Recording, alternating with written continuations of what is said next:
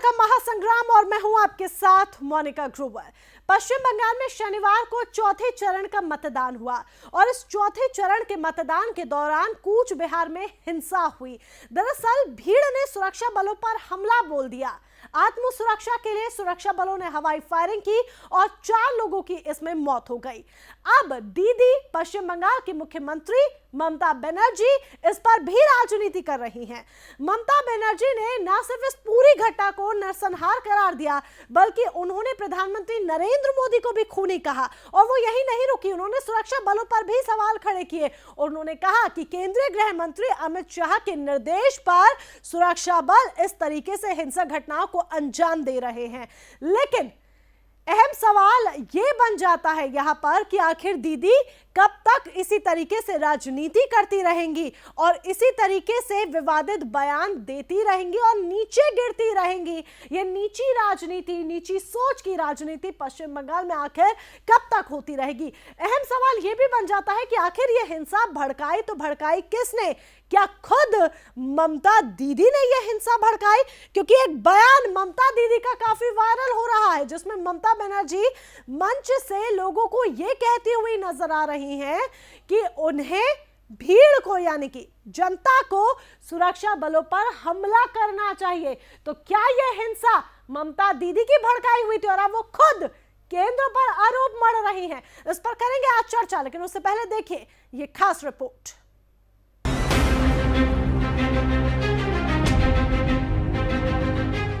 कूच बिहार में खींची तलवारें, हिंसा के लिए ममता जिम्मेदार, मौत में भी ममता का तुष्टीकरण। बंगाल के कूच बिहार में हुई घटना को लेकर बीजेपी और ममता बनर्जी आमने सामने हैं। कूच बिहार में चौथे चरण की वोटिंग के दौरान सीआईएसएफ जवानों पर लोगों की भीड़ ने हमला कर दिया था।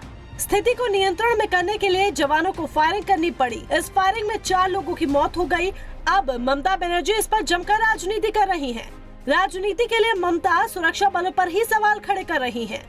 उनका कहना है कि केंद्र सरकार सुरक्षा बलों के द्वारा लोगों की जान लेती है। सीआरपीएफ যদি গন্ডগোল করে আমি আপনাদের মেয়েদের বলে দিচ্ছি আপনারা ওদের ঘেরাও করে রাখবেন এক দল আর এক দল ভোট দিতে যাবেন। वहीं ममता बनर्जी पर अमित शाह ने तीखा पलटवार किया है। नादिया में बोलते हुए शाह ने कूच बिहार हिंसा के लिए ममता को जिम्मेदार ठहराया। उन्होंने कहा ममता बनर्जी ने कुछ दिन पहले भाषण दिया था कि सीएपीएफ के जवानों को घेर लो और उन पर हमला करो। कूच बिहार की घटना उनके भाषण का ही नतीजा है। वे ऐसे भाषण नहीं देती तो ये घटना नहीं होती। अमित शाह यही नहीं रुके, उन्होंने आगे कहा कि आपने उनको उकसाया नहीं होता तो क्या वो ऐसी हिम्मत कर पाते?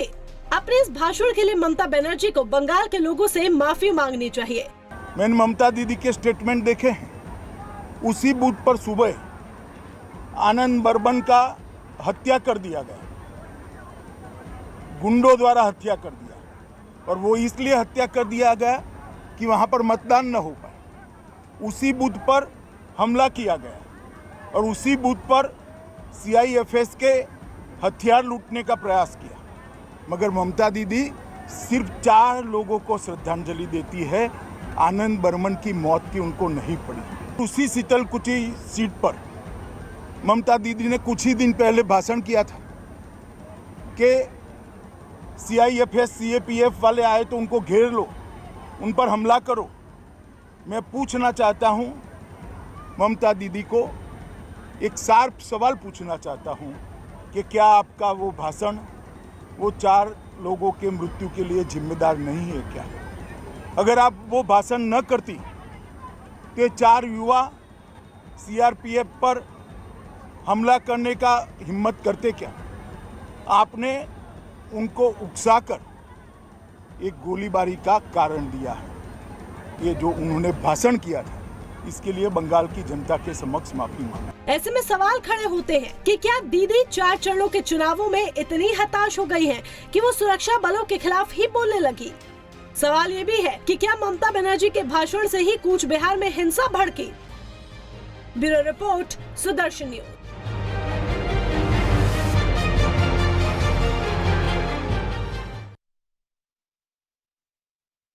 प्रवक्ता हमारे साथ जुड़ चुके हैं और साथ ही टीएमसी के नेता संजय चक्रवर्ती हमारे साथ जुड़ चुके हैं। आप दोनों खास मेहमानों का बहुत बहुत स्वागत है।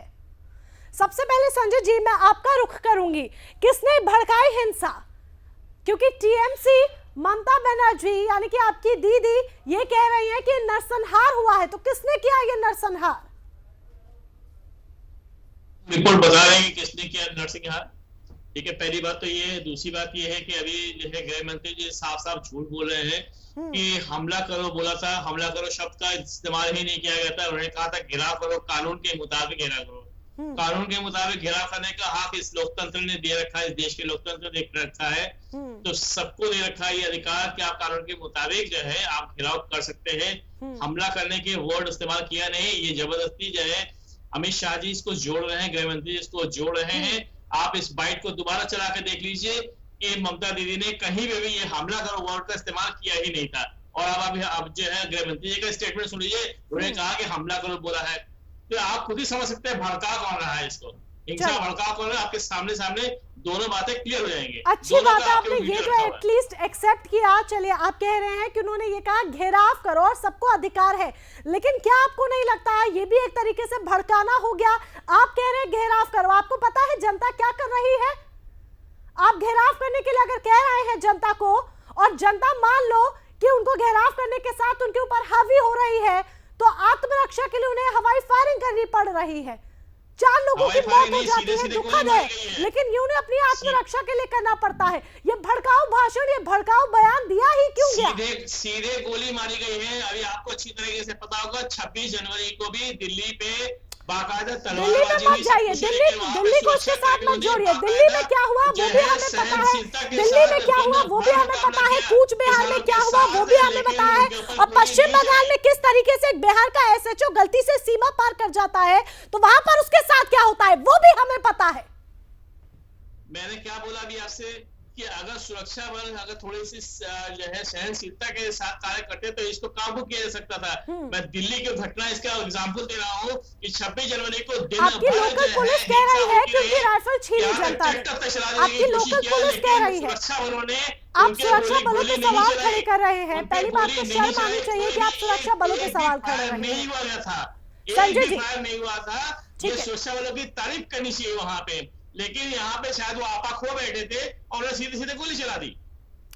आप ये कह रहे हैं कि जनता ने घेराव किया, हमने घेराव करने के लिए कहा था, जनता ने हमला किया। आपकी लोकल पुलिस बयान दे रही है संजय जी, जो शायद आपको पता नहीं होगा, मैं आपको बता देती हूँ। आपकी लोकल पुलिस बयान दे रही है कि उनकी राइफल छीनने की कोशिश की है भीड़ ने वहां पर, इसीलिए उन्हें वहां पर फायरिंग करनी पड़ी, हवाई फायरिंग करनी पड़ी। पुलिस इस समय चुनाव आयोग के कंट्रोल में है, पुलिस किसी की नहीं होती, इस समय चुनाव आयोग के कंट्रोल में है। जो वहां से उनको आदेश मिलेगा तो उस पे काम करेंगे। आपको छोड़ के हर किसी का दामन मैला है, आप ये कह रहे हैं कि आपको छोड़ के हर किसी का दामन मैला है। सुरक्षा बल पर आप आरोप लगाते हैं, सुरक्षा बलों पर आप गृह मंत्री पर आरोप लगाते हैं, आप प्रधानमंत्री को खूनी कहते हैं, आपको अपनी लोकल पुलिस पर भरोसा नहीं है। हमला करने की बात कही है, आप उस पे किसने कहा हमला करने की? आप गलत बोल रहे हैं। एक बार ममता बनर्जी जनता को उकसाती हुई नजर आ रही है, और उसके बाद मैं जानना चाहूंगी मोहन राव जी पर, जो कि बीजेपी के प्रवक्ता हमारे साथ जुड़े हुए हैं। लेकिन उससे पहले सुनिए एक बार फिर से ममता बनर्जी का वो भड़काऊ बयान। সিআরপিএফ যদি গন্ডগোল করে আমি আপনাদের মেয়েদের বলে দিচ্ছি আপনারা ওদের ঘেরাও করে রাখবেন একদল, আর একদল ভোট দিতে যাবেন। আর সিআরপিএফ যদি গন্ডগোল করে আমি আপনাদের মেয়েদের বলে দিচ্ছি আপনারা ওদের ঘেরাও করে রাখবেন একদল, আর একদল ভোট দিতে যাবেন। तो देखा आपने ममता बनर्जी क्या कह रही है कि टीम बनाकर घेराव करो, सीधे भड़काऊ भाषण, टीम बनाकर घेराव करो। एक बार गृह मंत्री जी की भी स्पीच सुना दी है, एक बार गृह मंत्री की भी स्पीच सुना दीजिए। गृह मंत्री जी का भी बयान मैं सुनाऊंगी अभी तुरंत, जल्द मैं गृह मंत्री जी का बयान सुनाऊंगी। मैं अपनी टीम से रिक्वेस्ट करूंगी गृह मंत्री जी का भी बयान प्ले किया जाए, लेकिन उससे पहले मोहन राव जी का मैं बयान लेना चाहूंगी। यहाँ पर मोहन राव जी से बात करना चाहूंगी। आपको मैं गृह मंत्री जी का बयान, ठीक है आप कह रहे हैं ना, मैं दोबारा मैं सुनवा देती हूँ। मैं आपकी बात को यूं इस तरीके से आपकी रिक्वेस्ट को जाया नहीं करूंगी, आपकी रिक्वेस्ट मानी जाएगी, गृह मंत्री का बयान फिर से सुनाया जाएगा, अभी सुनाऊंगी। लेकिन पहले मैं मोहन राव जी का रुख करना चाहूंगी। मोहन राव जी, इनको छोड़ के हर किसी का दामन मैला है, जिस तरीके से अभी ममता बनर्जी का बयान फिर से सुनाने से पहले मैंने कहा, सुरक्षा बलों पर आरोप लगाए जाते हैं, चुनाव आयोग पर आरोप लगाए जाते हैं और जो विवादित बयान है प्रधानमंत्री को लेकर या गृह मंत्री को लेकर, उनके बारे में तो हम ना ही जिक्र करें क्योंकि अब वो बहुत आम हो चला है, तो बेहतर ही होगा। लेकिन शर्म की बात है, ये कैसा लोकतंत्र है जहां चुनाव आयोग पर भी उंगलियां उठाई जा रही हैं, जहां सुरक्षा बलों जिन पर हमारे देश की रक्षा की जिम्मेदारी है, हमारी रक्षा की जिम्मेदारी है, उन पर भी उंगलियां उठाई जा रही हैं। क्या कुछ कहेंगे? बोलिए मोहन राव जी, आप ही का रुख जानना चाहती हूँ। मैं ये क्या बोल रहा हूँ कि सिक्योरिटी फोर्स, आपको मालूम है बंगाल में इलेक्शन किस हालात में हो रहे हैं। धारा 144 लागू हो रखी है। इलेक्शन कमीशन ने पिछले जो फेज में जो इलेक्शन हुए हैं, वोटिंग हुई है, जो हिंसा, उसके पहले भी सुरक्षा कर्मियों के ऊपर में जो हमला हुआ है, उनको क्लियर कट बोला हुआ है अगर जरूरत पड़े अपनी आत्मरक्षा के लिए आप फायरिंग कर सकते हैं। और कल की जो घटना हुई है शीतलकुची में, वहां पे क्लियर कट आपने देखा कि वहां पे सिक्योरिटी फोर्सेस के हथियार को छीनने की कोशिश की गई। सपोज कीजिए अगर आप एक लोडेड एलएनजी या एक लोडेड इंसास राइफल अगर आप छीन लेते हैं, उसमें 10 गोलियां लोड होती हैं, और वो अगर बंदा अगर फायरिंग करता तो हमारे कितने जवान मारे जाते। आप देखिए जम्मू कश्मीर में जब गोली और पत्थर कांड हुआ, सुप्रीम कोर्ट ने भी आदेश दिया है कि अगर वहां पे सिक्योरिटी फोर्सेस के ऊपर में हमला होता है, सिक्योरिटी फोर्सेस को ओपन हैंड दिया गया है कि आप वहां पे गोली चलाइए। आप वहां पे 1000 की संख्या में भीड़ जमा करके इलेक्शन के प्रोसेस को डिसरप्ट करके, रिगिंग करके, आप इनका चरित्र देखिए और इतिहास देखिए। इलेक्शन जो लोकल बॉडी इलेक्शन हुए थे, म्यूनिसिपल इलेक्शन और पंचायत इलेक्शन, इन्होंने कैंडिडेट्स खड़े करने नहीं दिए, इन्होंने कैंडिडेट्स की हत्या की है। भाषा बोले आप, भाषा लोगों को जम्मू कश्मीर वहां आतंकवादियों के लिए कहा गया था, न कि लोकल लीडर्स को आने के लिए बोला हुआ था। और यहाँ पे आम जनता की बात हो रही है, आम जनता की बात हो रही है। आप लोग बिल्कुल नहीं, आपकी मुख्यमंत्री ने बोला है ये बयान, उन्होंने बोला है कि सीआरपीएफ को महिलाओं पर एक दल रोक के रखेगा और एक दल वोटिंग करेगा। ये क्या प्रोवोकेशन है? ये प्रोवोकेशन नहीं है, ये नहीं। आप इलेक्शन के प्रोसेस में हैं जनाब, आप सुनिए, आप इलेक्शन के प्रोसेस में हैं, आपको शांतिपूर्वक इलेक्शन करवाने के लिए सिक्योरिटी फोर्सेस रात दिन यहाँ पे एक करके जनता के वोट को सही जगह पे उनके अधिकार का वो पालन कर सके, ये सुचारू व्यवस्था इलेक्शन कमीशन कर रहा है। उसमें आप बाधा डाल रहे हैं। आपकी मुख्यमंत्री लगातार मैं यहाँ पर चर्चा करना चाहूंगी। मोहन राव जी, एक मिनट मोहन राव जी, लौट कर आऊंगी आपके पास। संजय चक्रवर्ती जी की एक रिक्वेस्ट थी कि अमित शाह का बयान एक बार फिर से सुनाया जाए, तो उनको सुना देते हैं, हमारे दर्शकों को भी सुना देते हैं कि केंद्रीय गृह मंत्री अमित शाह ने क्या कुछ कहा है। उसी सीट पर ममता दीदी की मीटिंग थी, उसने ऐलान किया, सरेआम माइक में ऐलान किया कि युवाओं, महिलाओं आगे आओ, सीएपीएफ को घेर लो, उन पर हमला करो। और दीदी आप तो कहकर चली गई व्हीलचेयर में बैठकर, मगर आपके कारण वो 4 युवा की मृत्यु हो गई, 4 युवा की मृत्यु हो गई। और मित्रों, उसी विधानसभा में उसी दिन सुबह भारतीय जनता पार्टी के एक कार्यकर्ता की मृत्यु हो गई। तृणमूल कांग्रेस के गुंडों ने दिन दहाड़े सुबह 7:30 बजे गोली मारकर हत्या कर दी। दीदी आप ये 4 लोगों के लिए तो आंसू बहाती है, हाय तौबा करती है, कार्यक्रम छोड़कर वहां जाने की बात करती हैं, मगर मैं उनको पूछना चाहता हूं कि 5वां जो कार्यकर्ता मर गया भारतीय जनता पार्टी का, इसके लिए आपकी कोई जिम्मेदारी नहीं है क्या? आपकी वोट बैंक की क्षति होती है तो आंसू आता है। ये राजवंशी समाज का युवा मर गया, ठीक है, आपके दिल पर कोई असर नहीं। लौट कर आएंगे जी, उसी सीट पर लौट कर आएंगे अपनी चर्चा पर। एक बार फिर से संजय चक्रवर्ती जी हमारे साथ जुड़े हुए हैं। संजय चक्रवर्ती जी कुछ कहना भी चाहते हैं? जी बोलिए, फिर मैं अपना सवाल करूंगी। देखिए आपने सुन लिया, गृह मंत्री ने क्या बोला, हमला करने की बात बोली, जबकि ममता दी के आपने स्पीच सुना, उन्हें हमला करने की बात नहीं बोली। घेराव और दूसरा ये बताइए राज्य किसका है संजय जी, राज्य किसका है संजय जी, राज्य किसका है, राज्य किसका है, मुख्यमंत्री कौन है संजय जी, संजय जी सुनिए, ठीक है सुनिए, रुकिए पहले 1 मिनट, मैं आप ही की बात पे आऊंगी, आप ही की बात पर आऊंगी, कहीं इधर उधर नहीं जा रही, मैं आप ही की बात पर आऊंगी। राज्य किसका है, सरकार किसकी है राज्य में, 1 मिनट मुझे सिर्फ एक एक करके राज्य किसका है, राज्य किसका है, सरकार किसकी है, एक देश के गृह मंत्री अगर ये हमला करने की बात बोलते हैं, आपके राज्य में क्या हो रहा है, आपका राज्य में हिंसा एक अभिन्न अंग बन चुका है, खून खराबा आपके राज्य का एक अभिन्न अंग बन चुका है।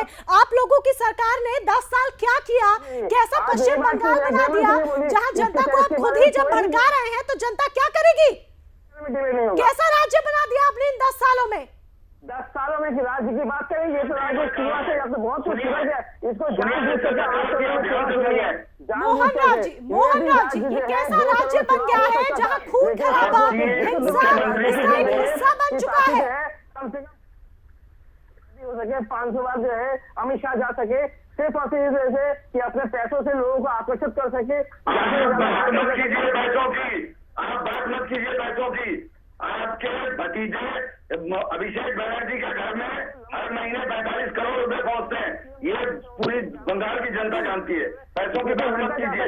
भाजपा का कार्यकर्ता जमीन से जुड़ा हुआ है, भाजपा का कार्यकर्ता अपनी जेब से पैसा खर्चा करके संगठन के लिए लड़ता है। 20 गुना फोर्सेस लगा करके चुनाव करवा देते तो नहीं, आपने कौन सा काम किया, जानबूझ करके किया गया है। 500 करोड़ प्रशांत किशोर को देते हैं, 500 करोड़ प्रशांत किशोर को देते हैं इलेक्शन जीतने के लिए, और आप बोलते हैं कि हम पैसा उठा रहे हैं। अरे आप इसका मतलब आप प्रशांत किशोर को ज्यादा हाईलाइट करते हैं, इसका मतलब आपको अपने